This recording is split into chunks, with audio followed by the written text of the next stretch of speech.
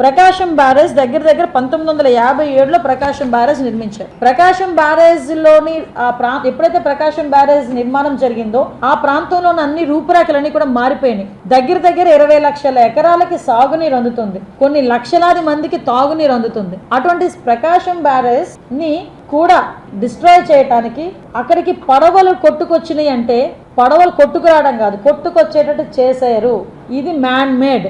అది ఏదో అన్ఎక్స్పెక్టెడ్లీ ఆ 5 పడవలు వచ్చి రావటం కాదు. అక్కడ క్లియర్ గా మేము అప్పుడు మీరు అనుకున్నట్టే అక్కడికి వచ్చేసరికి ఆ కౌంటర్ వెయిట్లు ఏదైతే కొట్టినాయో కౌంటర్ వెయిట్లు కొట్టేసరికి నిజంగా కొట్టుకొచ్చినాయేమో అని చాలా మంది అనుకున్నాం. కానీ తర్వాత ఇరిగేషన్ డిపార్ట్మెంట్ వాళ్ళు దానికి క్లియర్ కట్ గా అదంతా కూడా ఎగ్జామిన్ చేసిన తర్వాత ఇవి అసలు ఈ బోట్లు ఎవరేవి, ఈ బోట్లు ఎందుకు కొట్టుకొచ్చినాయి, బోట్లు కొట్టుకొచ్చిన తర్వాత ఎవడైనా మనకి కంప్లైంట్ చేశాడా, అసలు ఈ బోట్లు ఓనర్స్ ఎవరు, ఈ బోట్లు అసలు ఉండాల్సింది అక్కడ ఆ రేవులోనా లేకపోతే ఉద్దండరాయనపాలెం రేవులోంచి ఇక్కడికి ఎందుకు వచ్చినాయి, ఇవన్నీ కూడా మేము బ్యారేజ్ వేసుకున్న తర్వాత షాకింగ్ ఇష్యూస్ అనమాట. లిటరల్లీ చెప్పాలంటే అంటే ఇప్పుడున్న చంద్రబాబు నాయుడు గారి గవర్నమెంట్ మీద ఎన్డీఏ గవర్నమెంట్ మీద బురద జల్లటానికి ఏదో ఒక రకంగా నెపం వేయటానికి ప్రజల ప్రాణాలని కూడా లెక్క చేయకుండా వాళ్ళు విధ్వంసం సృష్టించడానికి రెడీ అయ్యారు. అంటే అలాంటి వాళ్ళని దేశ ద్రోహుల కింద తీసుకోవాల్సిన పరిస్థితి ఈ రోజు మనందరికీ కూడా కనిపిస్తుంది. ఈ రోజు మేమేదో మాట్లాడడమో ఏదో ప్రెస్ లో కూర్చొని మేమేదో మీ అందరితోని కూడా రాజకీయంగా మాట్లాడడం కాదు. ఒక్కసారి మేమే కాదు,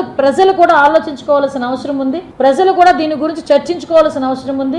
ఎవరు ఇలాంటి మనకి ప్రజల్ని ఇబ్బంది పెట్టే పరిస్థితులు ఎవరు తీసుకొస్తున్నారు అనేది కూడా చర్చించుకోవాల్సిన అవసరం ఉంది.